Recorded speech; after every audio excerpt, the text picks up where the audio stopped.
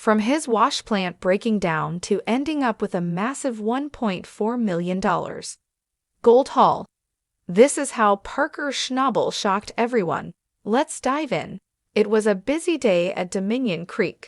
Parker's crew was working hard testing out their new wash plant, Roxanne, during its first full week. Tatiana was still getting used to it. Tyson and Mitch had added a conveyor at the end that threw out the unwanted dirt, so the crew didn't have to do it by hand.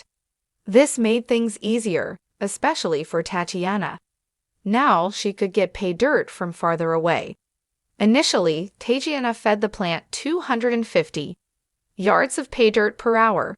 As slewing went on, Parker showed up with a new idea. He told Alex they needed to speed things up. Being experienced, Alex asked if there was enough water to handle it. Parker, stubborn as ever, insisted they had to increase the feed rate by 20%. Alex knew better than to argue. He agreed because in the end, more dirt meant more gold, and more gold meant more money for everyone. With that, they pushed ahead, hoping the gamble would pay off. Parker went ahead and increased Roxanne's feed rate up to 300 yards an hour, and Alex boosted the water being pumped to the plant from 2,800 to 3,000 gallons a minute to wash the increased dirt that was now flowing through. After this, Parker informed Tatiana about the increase and left. The belts were now much faster than what the crew was dealing with before, so Tatiana had to work faster to beat that increase. But then something unexpected happened. There was some water leaking from the distribution box coming all the way to the floor. It was as if the plant's distribution box had clogged, taking too much dirt and water than it could handle. Seeing this, Tatiana called Mitch to check it out. "You got a copy, Mitch?" "Yeah, go ahead. What's up?" "Just to let you know, there's some water coming out of the distribution box. It's coming all the way to the floor, so I'm not sure if it's something we should be concerned. I'm on my way. I'll come have a look at it." In Mitch's perspective, the plant was initially working just fine before Parker increased its rate. Now, the plant was running 20% over capacity, and it was spilling everything everywhere. To Mitch, patience was the name of the game when working with a plant like Roxanne. But patience was never Parker's strong suit. By increasing the feed rate and water flow, Parker flooded the distribution box. The plant system was really struggling, and with the dirt material boiling over, this was not a good thing at all. The water coming out would cause erosion, which was the last thing the crew wanted since the ground below would weaken, forcing them to take down the plant and rebuild it somewhere else. This would take a lot of time and energy, which should be focused on feeding the plant and obtaining more gold. Mitch needed to strike a balance between a smooth water delivery while still having enough to wash the increased pay dirt flowing through the plant. "I'm going to leave the feed rate where it is, and I'm going to change a couple nozzles in the pre-wash. We're going to just change kind of where the water's spraying, how the material hits, how the water spreads. That affects everything down here. So we're just going to shut the plant down quickly here." But to do all this, they first needed to halt everything. To ensure that there was no more per coming in, Roxanne had to let the feeder run out first before she could add any more dirt. Mitch had to work fast to fix the problem. The plant was shut down, which meant no money was coming in, something Parker wouldn't be happy about. The main issue was that Roxanne's custom-made spray bars were wide open, causing too much water to flow and making a mess. Mitch had a plan. He wanted to attach nozzles to all the spray bars, as this would use water pressure to break up and wash the dirt faster while using less water. If done right, the rocks would come out clean and the water flow would be controlled. By using flared nozzles, the water would spread evenly, creating a steady flow to move the material properly. They were about to see if the plan would work. Mitch could now turn the pump back to 2,800 grams a minute while maintaining the feed rate at 300 yards an hour. With the plant running as well as it should, Mitch had to report to Parker. As they talked about the challenges Mitch had encountered, Chris Dumit suggested that they should weigh some gold. By this time, Sluyfer had been running on Australia Creek for a month, averaging 145 ounces a week. After measuring the gold, they got about 270.050, worth over $540,000. That was not a bad week for them. Next up was Parker's gold.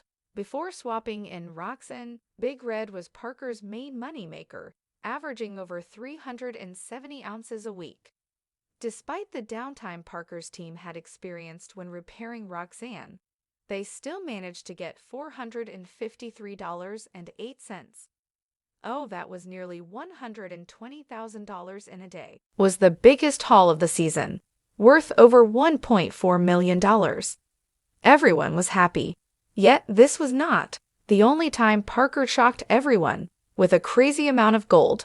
Parker Schnabel and his team had just stumbled upon something incredible, an old mine filled with untouched gold. It had been left behind in a rush, the treasure, sitting there for years, just waiting to be taken by someone curious enough to look. Excited by their discovery, they wasted no time. They worked fast, pulling out gold at an unbelievable speed, but the deeper they went, the more they felt something was off. Strange tools, unfamiliar markings, and eerie signs started appearing. It was as if someone, long ago, had left behind a message. Do not dig here. But Parker wasn't one to walk away from a gold mine. He ignored the warnings and kept digging.